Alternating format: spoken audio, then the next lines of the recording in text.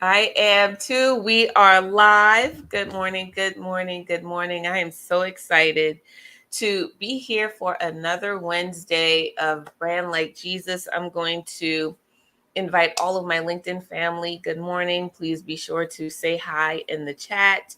Um, Welcome if you are joining from Facebook. Welcome if you are joining from my YouTube channel.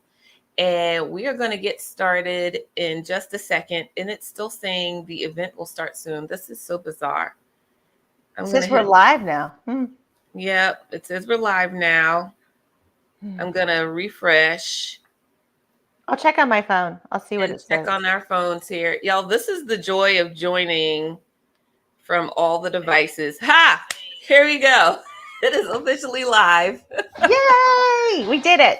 We did it. I'm going to turn my volume down on my phone. And we're going to get started. Y'all, I'm so excited for another Brand Like Jesus series. And so often we as entrepreneurs, we get a lot of business information. And so really the how this series got started is I felt really led to say, well, what does the Bible say about entrepreneurship? What does God say about how we are supposed to run our businesses and do it in person and still be profitable? And when I am talking about profit, I know so often we as Christians, we grew up with all of these things like money is evil, and if you are giving then how and serving, then why should you get compensated? And so I want to sunset all of that because we are here, we are called to abundance, and God does not want his children begging for bread. That's also in the scripture, right? Like, so having a clarity around what the Bible actually says about money and finances is, I think, going to help some listener today have that breakthrough that they need before the end of the year. And so I just want to open our hearts and minds to the information that is going to be shared today. It was also put on my heart to do a master class, but that is for another day. But really excited about what might happen there. I want to go ahead and introduce my fabulous guest that I called the Money Whisperer the other day.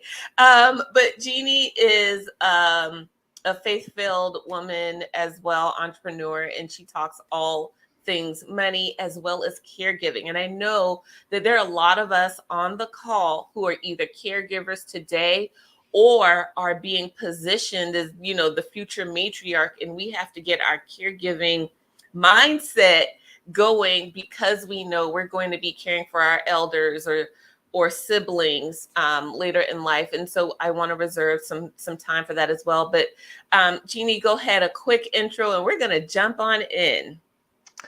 Well, hi everyone. Sybil, thank you so much for inviting me. I've been so excited about this, and she and I were just sharing off the air that we're so glad we're going to start our day with this instead of like it's 4 o'clock and our makeup is smeared and we're exhausted. But who I am is I'm Jeannie Doherty. I'm a money expert and mental fitness guide for folks who want to make a career change, as well as small business owners, entrepreneurs just like you. And I show them how to make their money work for them. That's what I do, and that's what I love to do. And I certainly was called to do this, even though if you would ask me when I was learning how to do this, I was like, I don't think this is working. Because sometimes there really is, like it's not always clear. So it's life. Absolutely. And that leads me to my first question, right? Because we all had a life before the life. How did you get into this business? What was that calling like for you? So my money story really kind of begins as a professional, as a money coach. Was my mother died, and so what happened is that both of my parents passed away from Alzheimer's. They were both younger, they weren't old people. And I'm not old, but I buried both my parents, and I was sort of like, what is the point of all this? Like, I had a job, I worked, I know what I was doing, but I was like, this doesn't make sense anymore. So one of the things I did for my stress is I used to take dance classes, and they were just community drop-in dance classes, but I loved it and I just dove in 100% and I just went for it. Right. Well, one day I walked into my dance studio and there was on the wall a flyer and it was something to do with dance and money. Could not tell you the title, but I was like, I think I should go. It was for 4 days, 2.5 hours away. It was like a commitment, and this is in the before times when people like could breathe, at each other during a dance class. Nobody was thinking about, COVID or anything like that. But so I went, and it was just so illuminating. I mean, I just was like, oh my gosh, this is what money looks like when people don't change their patterns, when they don't change their behaviors. This is what it looks like when somebody's been carrying guilt and shame for decades about maybe a family decision, or they were on drugs and they did things, but now they're sober and they're still carrying it. And then there's people who are like, I'm in business, but I don't even really like money, yet I'm starving all the time. Right. Like that's a reality for some people. And, or they're like, here's my work. Like they're an artist. They show you, this is not a painting. This is actually a photograph. But like, if this was the painting behind me, people would be like, well, here's my work. I don't think it's that good. So I guess I can take less. And it was like, well, wait a minute. Like that's a money conversation you're having in your head. And what people don't always know is that the consumer, meaning the buyer, always determines the value of the price. They always determine it. So again, like one of the big marketing things, I know you know this, Sybil, but like you can price if you mirror somebody else's, product or service, you can price in that direction. You're certainly allowed to do that. But if you're a group of people, your possible buying circle, if you will, know you, and they were like, no, I wouldn't buy that. Yeah. Then guess what? You got to figure that out. Exactly. Good morning, Sarah. Good morning. Thank you for joining. Thank you. A couple more people in. You said something that I know a lot of mindset, no offense to the mindset community, right? But we're talking really specific biblical principles today. I'm in business and I hate money. And that stems from all of the oppressive conversations that we've been taught as Christians about money. So how did you overcome that mindset, and how do you help your clients overcome that with really solid teachings and principles? So for me, I was really kind of in my own personal grief experience after losing my parents. So I went to church, and I was immediately drawn to the abundance and prosperity teachings. I loved them. I found them to be incredibly helpful because they talked about how to say a prayer in the affirming, and to speak affirmations in the affirming, and when you want to do a denial, and then also having to just sort of, if you will, I'm just holding my hands out here, having them open and just asking to receive, like learning to just slow down and receive, and not have like a whole story about, was that worth it? Did it matter? You just have to slow down and receive. And so visualization became very important. I mean, I feel like God did not make us visualizers, by chance. Like it's a real thing. A lot of our gifts that we have is just as human beings we can use towards money making. So what I learned was that I really wanted to work more with people. Like I like the internet. Look at this. We're on the internet. We don't live next door to each other. Here we are. There's wonderful things that are happening, but I really enjoy people and I really enjoy helping people. So what I figured out was that when I went to this dance experience, that this was like opening a door for me that I didn't know where I was going, but I wanted to get to the end. And so I did a whole year of personal development. And at the very end, I was like, I think I can do this. Literally, this is like my big leaps in life. I just go, I think I can do it, Sybil. And then you might go, okay. And then I go do it. And it's sometimes very rocky in the beginning. Like I thought I would try it this way. I thought I would try that way.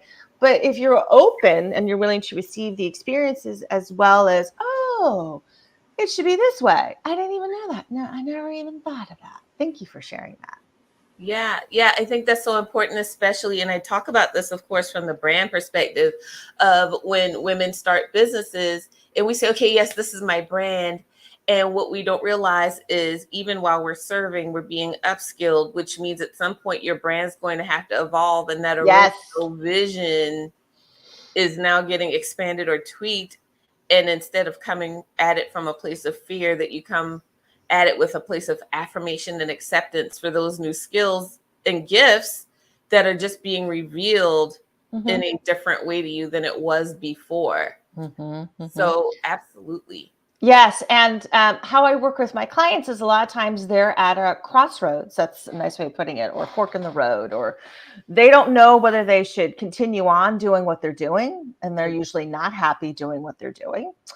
right. But they may not have the right amount of resources. So, for instance, like if you want to leave your current job, but you have no idea what your skills are, or you're just, it sounds like you need more of a break, like you need a sabbatical, than a new career, which can be quite a lot of stress and work. Yeah. Or do you just want to go back to school, or do you just need more time off, or like what is it that you need? And so what I find is that this is sometimes like part of my story is that when I was, in my own sort of grief process, I really wasn't happy with the work I was doing. I wasn't like miserable or anything like that. I wasn't to that point, but I was just like, I feel like I should be doing something different. I feel like my voice is powerful enough. I'm intelligent enough to notice things. Like some people I find they're like, you just give them like, how do I want to describe this? Like they're kind of like assembly line thinking. Yeah. They're like, I just do this piece of the puzzle and that's all I need to do for the rest of my life. They are happy. And I run into people who are a high level, high stress people who are like, I just want that assembly line job. And I'm like, oh, no, no, no, no. God didn't put you here for assembly line work, for something bigger. So you kind of have to understand that within yourself. Like, sometimes you're going to have to figure that out, or pray on it, or be willing to see what the opportunities are. Stretch yourself a little bit, Yeah. because just like, oh, I'll just pretend like I'll hang out with the little people is not what is That's out not there for what you. it is. And I think why it matters is, and again, this goes from a purpose calling and a branding perspective, is how you view money in your business is how you're also teaching your clients, right? This is that teaching people how to treat you moment. If Mm-hmm. you teach your clients, whether consciously or subconsciously, that you hate money, they are going to try and lowball your prices. They are not going to honor your contracts. They are not going to show up on time like they are supposed to. They are not going to, it's literally, you're going to be feeding energy inside your business, not realizing that now you're also passing it on to your clients. And if you're in a service industry, well, now instead of serving through affirmation, now we're trauma bonding, right? We are trauma bonding over money. Good morning, Annika. Exactly. Money trauma is real. And now both of our businesses are struggling simply because we haven't shifted fully our perspective in our relationship when it comes to things financial and what it means to be affirmed through faith and finances. I know there are a lot of people who are anti-prosperity churches, and I'm like, what's wrong with having How's that a even a church if it's anti-prosperity? the prosperity church movement and all of that. Yeah, but But how do you call yourself a house of God or a house of faith by pretending that it's anti-prosperity? Churches have to keep their lights on. That's all about prosperity. You need to make sure your folks are clothed and fed and they have jobs and they're all working together. So why would you be anti-prosperity?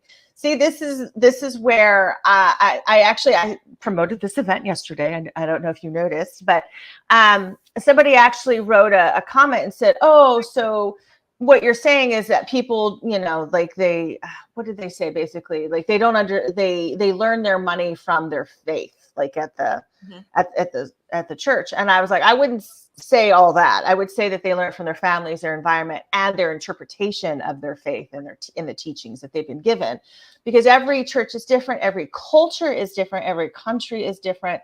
So to just kind of be like, oh, you learned all your money from your faith, and it's like, well, no, they probably did not. Right, right. It's a collection of every experience in the workplace. When workplaces tell us that where our skills only worth this much, and I'm like, well, they're paying somebody something. Otherwise, we wouldn't need this $1 billion budget. Someone's earning money. It just might not be this particular individual. And so today, to really dive in about some perspective shifts, because I love what you said here when we were talking earlier, is how do we find hidden money, and why do we continue with this this money fair? What do we need to do? Some real tangible things. But let's talk about finding hidden money, because I want to find some hidden money too before the end of the year. Okay. So what I always ask for all my clients to do is to take a look at what you've spent your money on in the last 30 days. And the easiest way is go back and look at your statements. Mm-hmm. If you are like in the middle of the month, you can go into, you can make it 45, you can make it up to 90 days, but I wouldn't go past 90 days. What you want to see is, where is the money going? Because where the money is, it represents your values. Yes. And you can change your values just a little bit. Like, you don't have to shut it off or anything. Like, this is why people are like, well, we never go out to eat. Well, no, but you might have money on subscriptions. You might have money spent on buying certain kinds of clothes. And I'm not saying that you shouldn't buy certain kinds of clothes. You might have money spent all on your car. And, you've noticed you spent all this money on your car, and you got to ask yourself, should I get a new car or get a different mechanic? What is it that I need to do? But right there, when you look, you have a choice. This month, what do I want to spend my money on? Mm-hmm. And so this is where a lot of times the money is in plain sight, and then all of a sudden you have more in your bank account because you made different choices. Like, I've met people who have like a good job, like they're happy with their work. They're not exploring anything big. They're like, I'm doing what I'm doing. Yeah. And, then they're like, but there's more money in my bank account. And it's because they might be receiving more money. So they might get more gift cards, gift checks, people buying them things. So they're not spending as much, which is great if you're on a savings, like I want to save more. Or they're like, hey, I've got all this extra money. What do I do with it? And to me, that's an easy prayer to be like, God, show me here's my $100. Show me what you'd like me to do with it. Yeah. Easy prayer. Because this is where a lot of times people get money and they're like, I don't even know why she gave it to me. And it's like, well, you don't know. Or maybe they get increase, and it's so interesting. You get this increase, right? Like, you've prayed, hey, God, extra 50K. God gives you 60K because he wants to, put a little stank on it. And then you don't change your lifestyle. You don't change your habits. And then you actually end up in a negative. And I think that's what happens a lot of times when people, hit the lottery, is we don't change our money habits. So even if we do have those moments of increase, there's nothing to show for it because we still don't have a solid foundation of stewardship with our finances. Yeah, and that's always like the common thing. So the people who win big in the lottery, who are not big with their money, often they are like 2/3 of them lose it, meaning, and who shows up? It's all the vultures show up, and that's where a lot of the money goes. Like, they'll buy $1 million home, but then they want to have a party every week. Well, guess who shows up? The people who want free parties. So those are not your friends. So that's kind of by association. Occasionally some people, start a business. Some people decide to do something else. But here's another fun fact about a lot of lottery winners. If they had a job beforehand, they might have put all their money, in the stocks, or, like, have a healthy retirement. Maybe they paid off their house. Maybe they bought a bigger house. Maybe they decided to travel the world, for a year. And then they decided to go back and get a job because that's what makes them happy. And they still have money to go do things. So they still have that extra cash to go, okay, God, what am I going to do with this extra money this year? Yeah. And they go do it. So that's what I mean. Like, sometimes, if we just believe that if we get so much money, then we'll never be able to handle it, then no wonder, or any money you get, you don't handle. Yeah. Instead, it's just a choice. Absolutely. Money is about choice. There's an energy behind those choices. I felt very convicted when you said about eating out. I already know that's my vice, is a really good Friday night meal. I already know, but it's also in my budget that says, okay, Sybil, if you're eating out every Friday at 6, that means you got to be very steadfast in your meal prep Sunday through Thursday. Okay. Right? Like, you don't get to scoot out the door for that extra meal if you know you intend to spend XYZ on that one weekly gourmet meal. But it's all about just, again, shifting habits and shifting focus. The other thing that I wanted to talk about, and for those of us who have come into, our multiple 6-figure streams of income, is balancing giving versus saying no to the people we care about the most. And I know for me, that's one of those things that I have battled with when it comes to money, is when your people start knowing that you've got this increase in this income, and you have to tell them no, or you feel like if you give them the money, they are going to misuse it. Like, what do you tell your clients when they face those types of money decisions? I'm glad you asked, because it's a loaded question, because I'm sure some of your family members may be listening right now. No, I'm just Good kidding. morning, family. I love y'all. But that's very common in families. If one person is more affluent or has more cash flow, that other people are like, why didn't you give me money? So, and again, this comes down to family values. In some families, not in all, you absolutely give any money your cousins need, your grandparents need. You give. You do not question. You do not argue, and that is the way it is. And sometimes it's even that way in certain faiths and certain cultures. You do. But in other families, they're like, I will give this to you, or I will loan this money to you. But if you cannot give it back, I will not keep doing it. Number one. So that kind of maybe puts you as a bad guy, but I say it's at least transparent. You're at least making it clear. What I always encourage is, if you know they need something, right? So let's say they really do need to get their car fixed. Don't give them the money. Give it to the car people. That's right. Contact and be like, oh, I'd be happy to pay for that, and pay it directly. That's what I've started doing. Yes. That's what I've started doing. Oh, your blah, blah, blah broke down unexpectedly. You got it. You send me that bill. I will pay the bill, right? It is super clean. I know it went where you said it needs to go, and that's done. And I like that perspective, because again, for those of us who have this caregiving lean and personality about ourselves, we do want to give, but we also don't want to be taken advantage of while we are yet serving and giving. So thank you for that. Mm-hmm. When you think about your money philosophy and practices, how does that differ from some of the bigger name financial gurus that are in industry? And I'm not going to name names, but we all know who there's a variety of money people out there. People.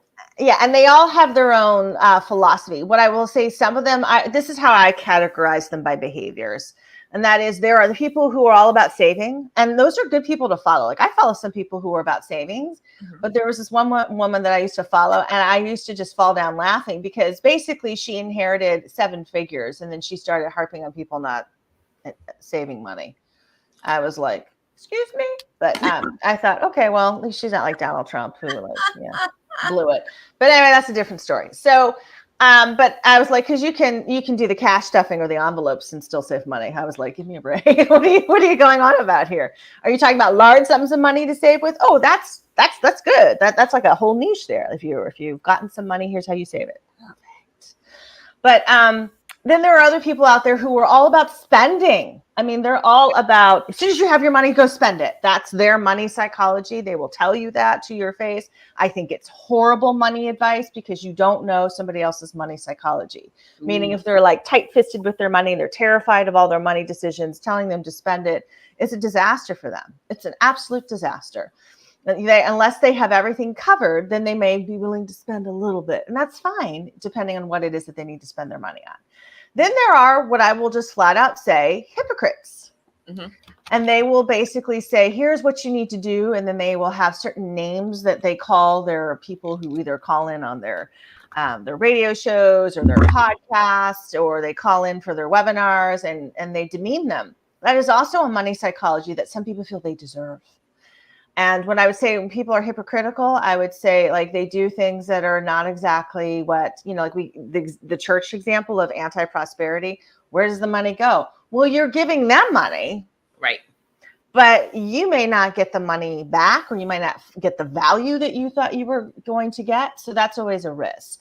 So my personal philosophy and my professional philosophy on numbers is they're neutral. It's all your story. So I don't have an opinion. If you got $1 in your account, I'm going to clap for you if that's what makes you happy. And if you've got $7 billion, I'm going to clap for you, because it's just a number. Yeah. It's the whole story that you added to it doesn't make any sense. Where I think money really works is our relationships. That is really when it's telling. So the relationship with ourselves, relationship with just our family, as we gave the example, but also who we work with, our clients, yes, but also referral partners. I like every day I'm on the internet, not that it matters, but when I'm on, I'm always fascinated by like AI, and I'm like, it's like, AI all the way home.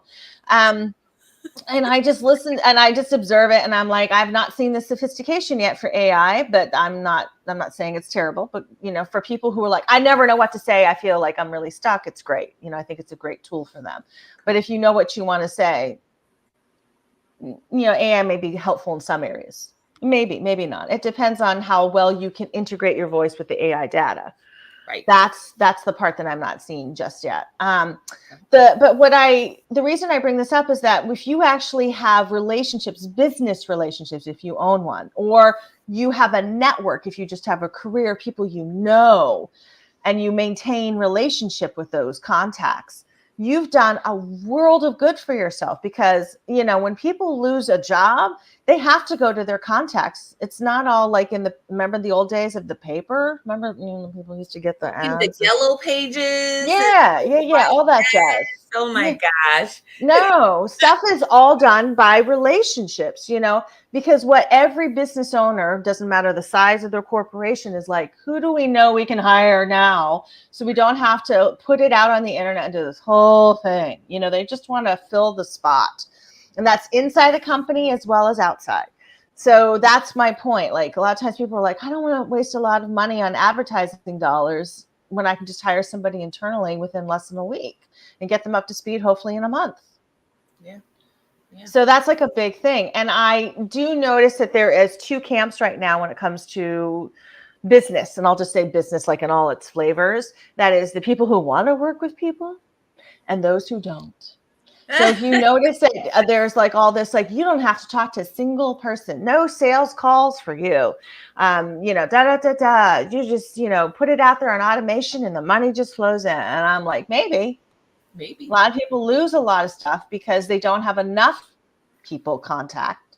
That is so, not to cut you off, but I remember I had a client and she was like, oh, I want to start a course. And I said, let me be clear. Starting courses cost a lot of front end money, curriculum design, testing, beta testing, piloting. So there's so much upfront funding, and you might not see even the get back to zero point for about a year from launching that course. And then you get to rev up. And then even with all of that, most course creators make less than $10,000 a month after all of the things. And that's revenue, not profit. So I think, again, it's about, the people perish for lack of knowledge. Like, here's a knowledge point. If you're thinking about starting a course, that is a full-blown multi-month investment, even if you are a great expert. And then you get to rev up through marketing, sales, and your network. And it is based off the size of your network, because there's only so many courses you can sell the same person over and over again before they stop buying, and you've got to find some new clientele anyway. So I think we just, we're stuck on all of these Band-Aid moments because everyone needs a funnel. Everyone needs a funnel. Everyone needs a thing. I want to jump to Sarah's question. She said, and thank you, Sarah. Good morning again. For those of you jumping on, any thoughts on how a desire to excessively give is a reflection of your beliefs that you don't deserve to have? Ooh, that's big. I've got some thoughts, but I'm going to let my expert jump in first. That's actually a psychological sign of control. Ooh. We refer to that as perhaps being a bit more of a martyr. So martyrs can be very self-sacrificing in families. They want to give money to so-and-so, but it's actually a form of control. So one of the things, like, I gave the example is if somebody needs your help, like it's a real thing, paying the bill directly to this, not giving it to them and having some long in-depth conversation about, well, I told you this time not to do it this way. And the person's like, yeah, all right, whatever. Stop bragging on me. I'm not listening to you anyway, because their money psychology is wired differently, because you can have different money psychologies with every person in your family. But yeah, it's actually a form of control. So that's a tough one, because if they're younger, particularly underage, or they're like, young adult, you want to give them the chance. But if they fail, then you're like, do I need to come and rescue them? And I would say probably not. Let the consequences fall where they need to fall. If you have to bail them out, then it's this one time, and then you say, we will not be doing this ever again. here's what you're going to have to do. And then I would also put in a payment plan about how they're going to have to pay you back. Even if it takes them 10 years, that's what they need to do, because that's how they basically learn and like new behavior, but they also learn. It's not, I know it's talked about in many different ways, but if you want to feel better about yourself, you have to do esteemable action. And paying back a debt is an example of esteemable action. And it can also return a lot of your faith to you as a Christian, if that's, you know, how you see it. But it can also make a lot of good happen. Like when people pay off debts, they're like, man, I learned so much from that experience. I never did it again. Or, oh, I learned that. You know what I mean? Like versus if you get bailed out all the time, you don't have to learn anything. Yeah. Yeah. I would say, you said martyrdom, and what my mind went to is that's another form of people pleasing that we have again adopted and learned as women. Is at the end of the day we get the figure it out badge, and that's a learned behavior that can then be unlearned. And it might be money, it might be time, it might be resources. All of those things are at a cost. And so if you have that desire to overgive, then you've got to ask yourself, are you honoring the law of reciprocity that somehow it's going to be returned back to you? Or are you giving and then you are empty? So like my internal Richter scale today for whether or not I serve is, am I going to be left empty from giving? If not, this is not my time to give, or that's not the person that I am supposed to be giving to. And that changed how I approach what I called over giving. I was at, where was I? I was at the store a couple of days ago, and I saw a homeless man sitting outside. And I said, okay, God, you know, I haven't served yet today. Tell me how you want me to serve. And when I got inside the store, I saw this kid just kind of hanging around the shopping carts. And I asked the clerk, I said, does this guy out here have a real need? He said, yes, that's his son right there. Okay, boom. Let me go grab some stuff. But here's how increase works. And I want to tell everyone today that to Jeannie's, your hands have got to be open, not only to give, but also to receive. I brought the stuff up, the snacks. I just kind of grabbing things really fast. I didn't want to hold up the line. And this guy comes up behind me and he says, oh, is that what you're getting today? I said, it's not for me. It's for this kid over here. And he said, go grab some more and I will pay for whatever y'all, I'm trying to tell you, that is, if you are well positioned to give and to receive, that the increase happens and can even flow through you. For those of you who desire to give and give beyond, you might just be the vessel for somebody else to do even more. So to not stop yourself in that giving process because we're afraid or we think we've already given too much, I think is also a mindset shift that really changed how I give and how I serve and what I view as service to others. So I love what you said, though, about martyring yourself. Please don't martyr yourself in your business. You need your lights on, too. You need your lights on, too. Yeah. And then this also brings up something about shame. Yeah. And that is, you know, when people are sometimes really struggling for all kinds of reasons, it is embarrassing. And if they get judged in a family, it's kind of like, what am I supposed to do? Or they feel like they can't say anything to say their network of business isn't going as well. There are times that sometimes you just got to say what it is and then go. This is where I'm like, you know, if you have a network of people, they can maybe help you. But if you're just on the internet because you don't want to talk to anybody, that's a whole different conversation. So good luck on that one. But the shame piece is really critical. But I also loved how you talked about civil. Is like, I check inside how I'm feeling. If I'm not feeling like I want to give, I don't have to. But you decided to, you know, have a little quick prayer. What, you know, to show me what I should do, because it's not all about me. And the next thing you know, you went and grabbed, you know, all this stuff. And then the man's like, I'm paying for it. And you're like, okay. Yeah. Right. I was just, you know, I just did a little grocery shopping. Right. That's all I was coming to do. We've talked about this, but I want to deep dive in just a little bit more. Tithing as a business owner has been a challenge for me because when I was in corporate, I knew. Sarah said she's guilty of people pleasing. Sarah, Galatians 1:10.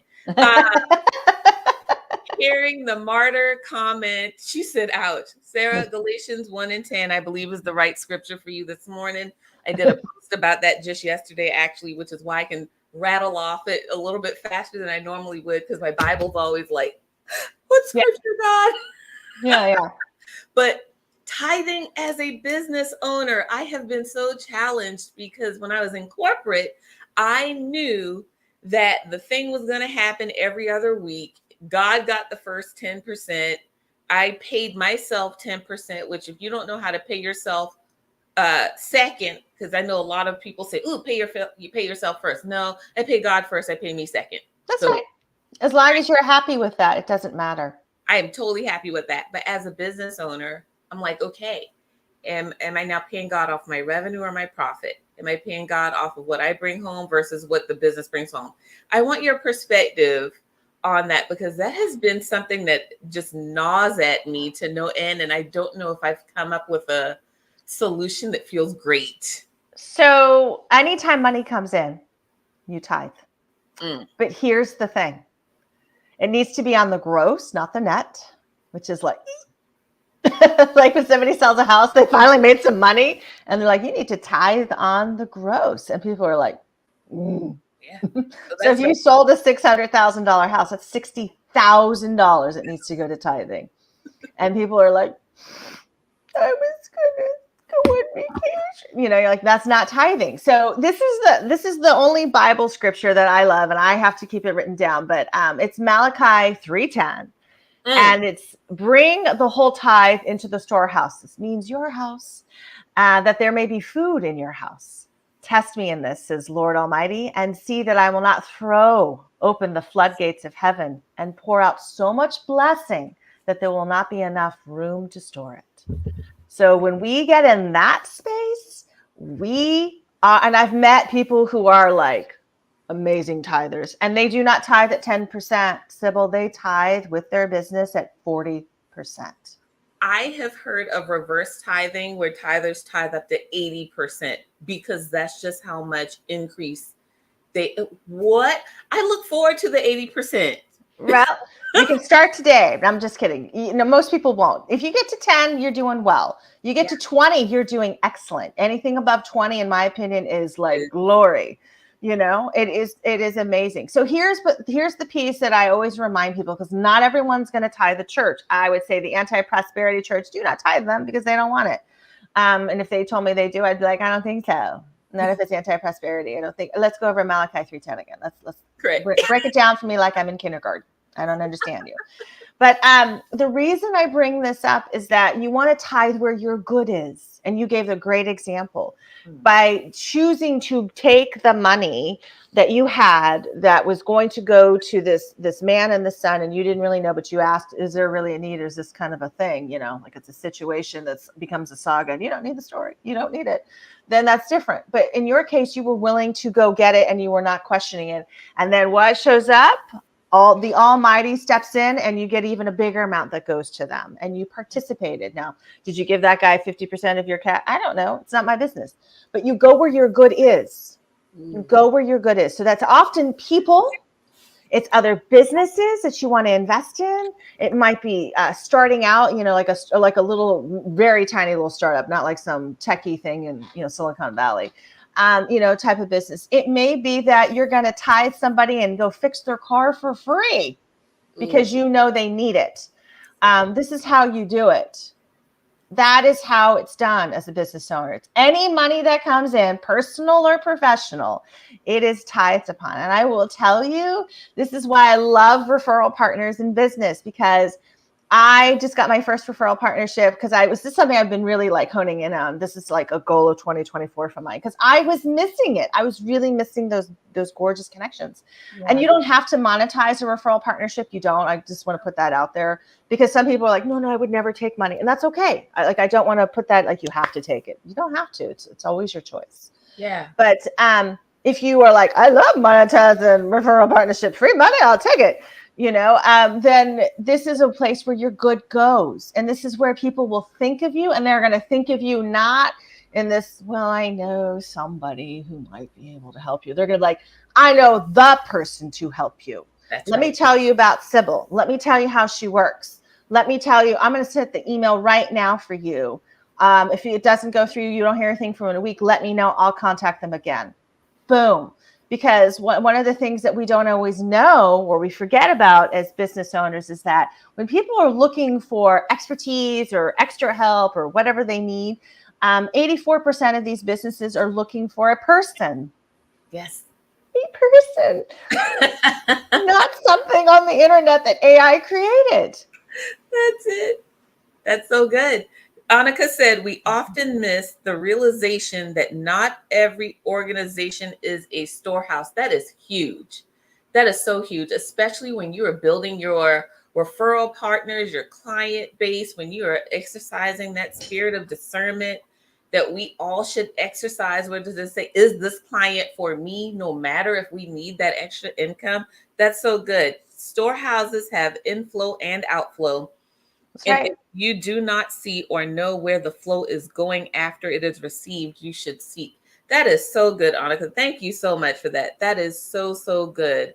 That is so, so good. Good And morning. notice how our entire conversation just elevated.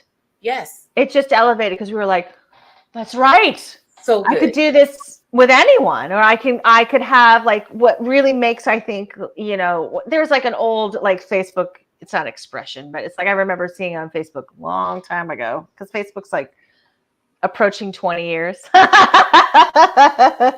Oh, it's yeah, I mean, I'm like, maybe back in was that the aughts? Okay, back in the aughts. One of the things that I remember seeing was that, you live your life by not how many breaths you take, but how many times your breath is taken away from a sense of joy, from a sense of awe, from a sense of pleasure. And when you have those moments, like you don't forget them. Yeah. You're like, I'm on the right track. I'm doing what I need to be doing. I need to do more of this. I can't wait to do more of that. So, so good. Good morning. I just saw Diane and Brenda join. Good morning, ladies. Woo! Thank y'all for coming on in.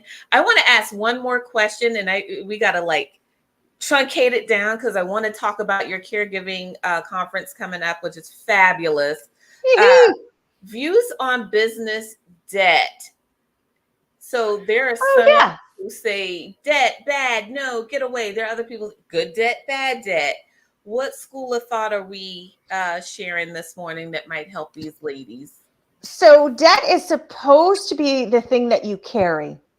So that's all it really is. So whether you have a mortgage, you're carrying that until you sell the home, or you don't pay off the mortgage, and then then you're relieved of the debt. You no longer carry it. Oh, that's going to be a mark on your credit. That kind of thing. So in business debt, to me, this is like, is it your subscriptions that you have to pay every month? Like for all these platforms that you got to get on.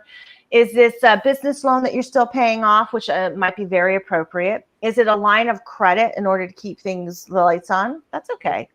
Where it gets to be oppressive is that we have so much debt that our income isn't matching. We don't know what else to do. So this is where people go for the dream. And this isn't bad. I want to just really put this out here.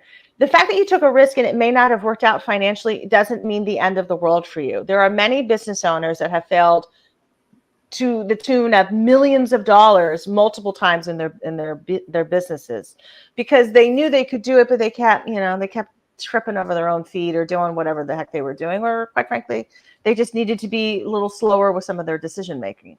So I say, if you're, the lights are on, meaning you got a line of credit, you're working hard to make sure that it's steady flow of income. You've got great referral partners, you're advertising, you're doing events, you're doing all these things. Great. But here's some things that might be really important. Like there was a coach, I forgot her name. She's in New York, but she decided to do an in-person event. She'd never done one. And so, she didn't know, but she found out. She lost $700,000 in her in-person event. Whoa. I know, you're like, Jeannie, what? That's like a revenue stream, right? Like that's a mortgage. That's, that's multiple mortgages. That's, student loans times 5, It's a lot of money. Why did that happen? Well, the way the event was created, it was going to be like nothing else anybody had seen. So that's going to cost you because nobody knows what it's supposed to look like, right? Nobody looked at the budget. They did all these things, like amazing strobe lights and, it was like basically a wedding for a very wealthy family. Wow. And then she said, oh, well, this year I've got to do it differently. And I was like, wow, you're going to do it again? Like, I was just kind of like, because really, you know what's good when you can do an event? You break even.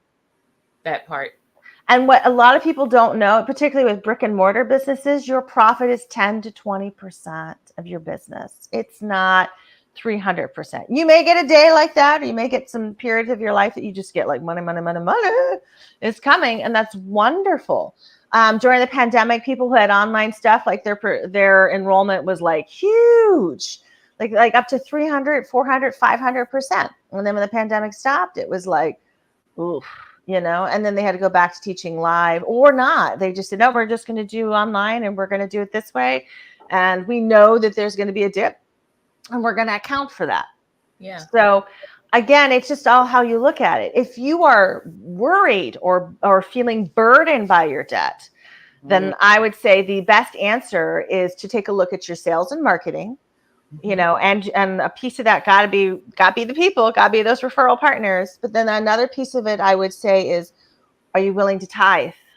Here we go again with that tithe conversation. And if you're not, because maybe stuff is really tight, then at what point do you think you could? That's right. That's right. And to remember, tithing is about money, but it's also about other things, right? Your first fruit might be the first part of your day in service. Your first fruit might be you going to volunteer for an hour, to your earlier point, go where your good is. When I could not tithe, I went to Dress for Success and I gave 2 hours every Tuesday and Thursday, working in my strengths to do what I naturally do well, which is help people show up. Like, don't box in the tithe mindset because, oh my gosh, I don't have 10%. 10% of your day is 2 hours. Like, go do the thing and then work so that it can also then be a monetary tithe. Right. It's so huge, right?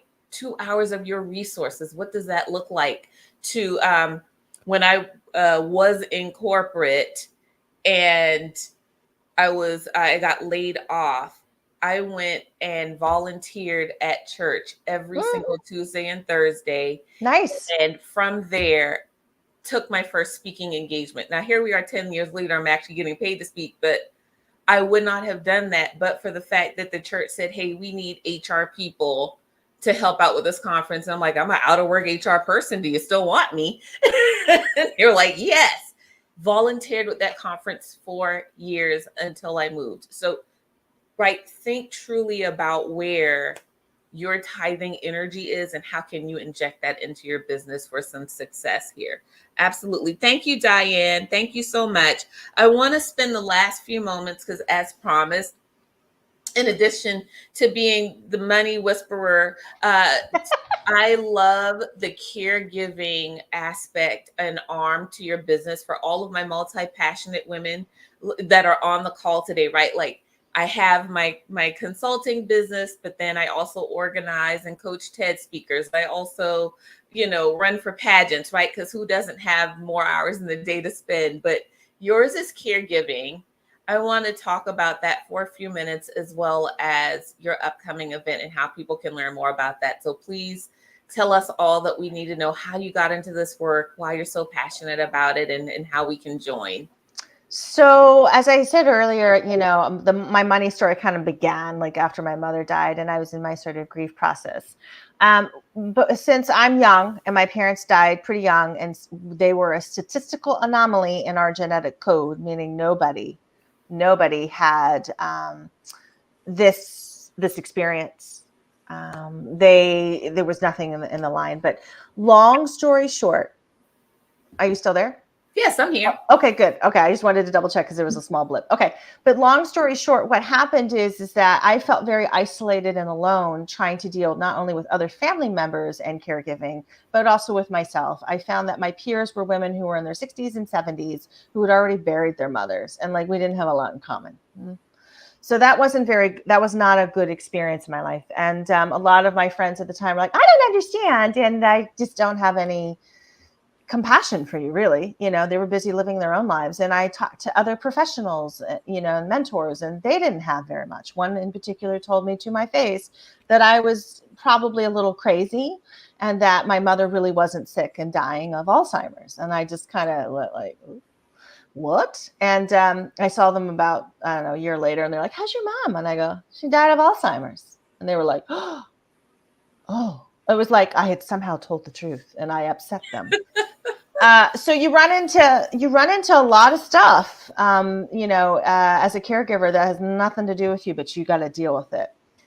After my mother died, I was given this opportunity because I'm here in the DC area to work for the federal government as a contractor, and I built a retirement readiness. Look at me, I'm so young, but I can tell you how to retire, and a caregiving program. And I did that for 4 years, and I left and did some other things. And I just kind of went, this is really interesting with the pandemic. And then I started looking at caregiver numbers and things like that. And more caregivers were dying during the pandemic, but also just dying, trying to take care of their loved ones. And I said, oh, I had probably better throw my hat in the ring now before it gets worse. So people I may not even know that well. So I did my very first caregiver conference last year. I did not know anything about running a conference, but I was like, I'll do it. Because as I told you earlier, Sybil, I said, I think I can do it. Yes. And I did. I did it last year. So I did the medical, the legal, the financial, and the caregiving aspects. It was a large umbrella. I had 17 speakers. That included myself. And I was like, wow. And this year it's much smaller. It's just caregivers, minds, and bodies. And we focus on brain regeneration, how to work through some of the trauma of being a caregiver.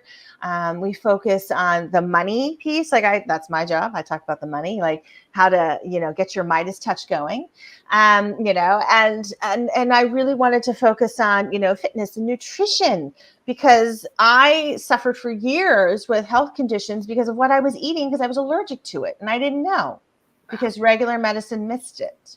So I just share all these sort of and telling people, well, you need to take a break. Well, that doesn't help anyone. Take a break how?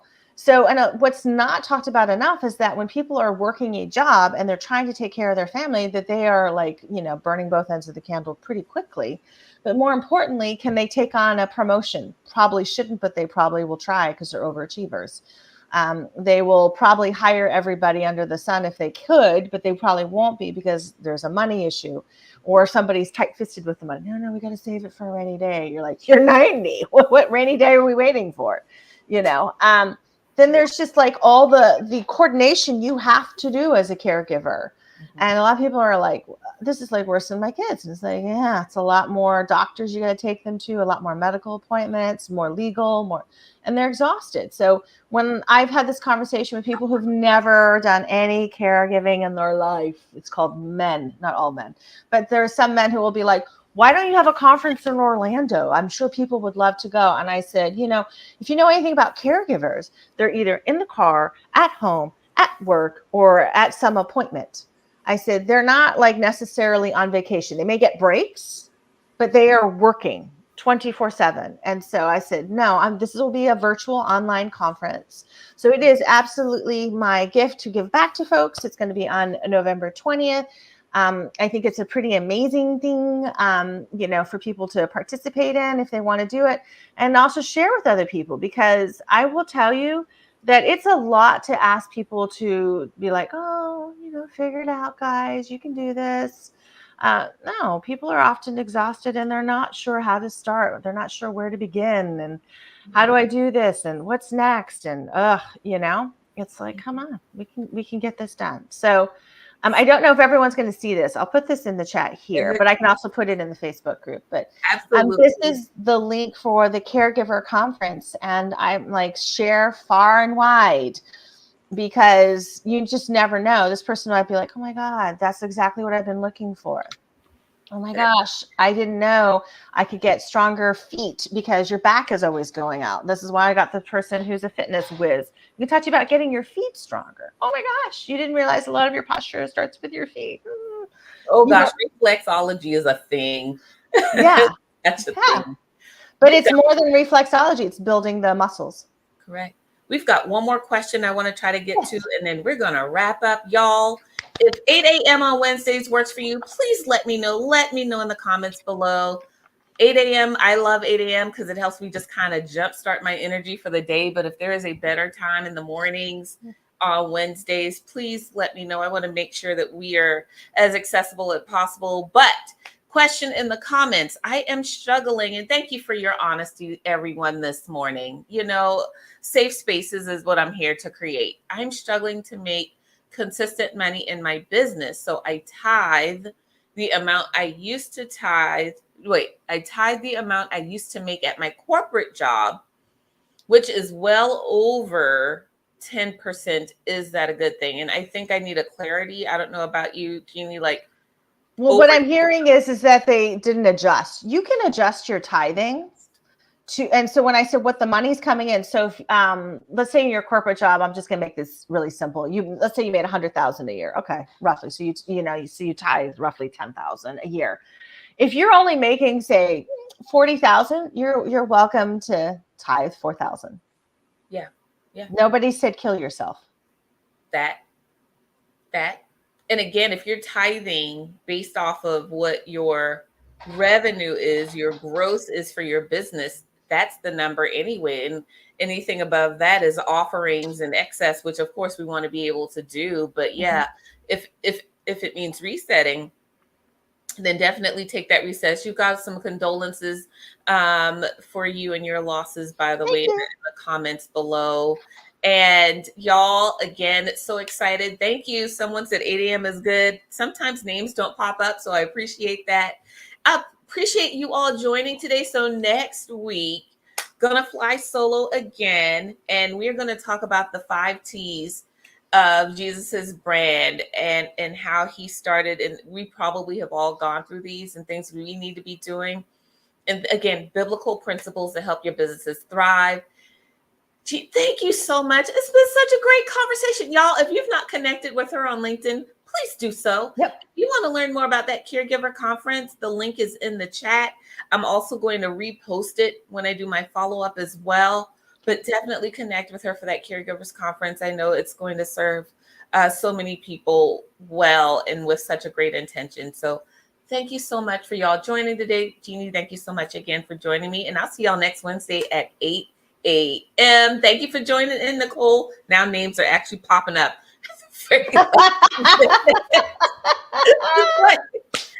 Thanks, StreamYard LinkedIn. Have a fabulous Wednesday. Okay, take care. Bye-bye.